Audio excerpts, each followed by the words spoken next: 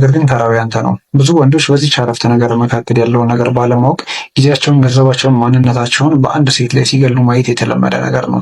ምናልባት አንዳንድ ሴቶች አሉ በህይወትህ ይመጣሉ፣ ነገር ግን ጊዜ መግዣ ብቻ ነው የሚያደርጉ እና ጊዜ መግዣ የምታደርግህን ሴት በቀላሉ ለማወቅ ከፈለግ እነዚህን ምልክቶች አስተውል።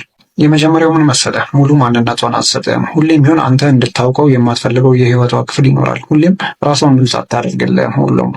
አንዳንዴ ደግሞ እንደውም የተጋነኑ ነገሮችንም ታሳያለች። ለምሳሌ አንድ ሳምንት በጣም ተጫዋች እና ከአንተ ጋር ተግባቢ፣ በቀልዶች የምትስቅ፣ ፍቅር በፍቅር ሆና ሳምንቱን የምታሳልፍ ትሆናለች። በሌላ ጊዜ ደግሞ በጣም ድብርት ውስጥ ገብታ አንተን የማራቅ ስሜቶች ታይባታለህ። እንደዚህ ሆትና ኩል የምትሆን ከሆነ ያውም በተደጋጋሚ ጊዜ ሙሉ ማንነቷን ስላልሰጠች ነው።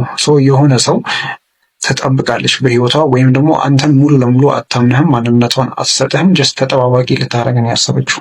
ሁለተኛው ምን መሰለህ? ለአንተ ክብር ከሌላት። ለሴት ልጅ ፍቅር ማለት ትልቁ ነገር ክብር ነው። ሁሌም ቢሆን ለምታፈቅረውና ከልቧ ለምትወደው ወንድ ልዩ ክብር አላት።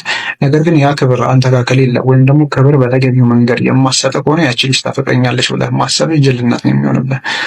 ካላከበረች ከህይወቷ ሙሉ ለሙሉ መውጣት ይኖርብሃል።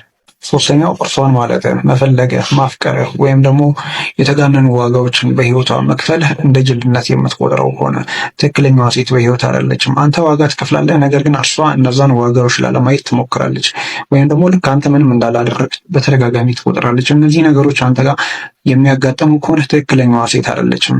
በተሳሳተ ቦታ ነው ማንነትህን፣ ጊዜህን፣ ገንዘብህን፣ ጥረትህን ሁሉ እየገደልክ ያለው።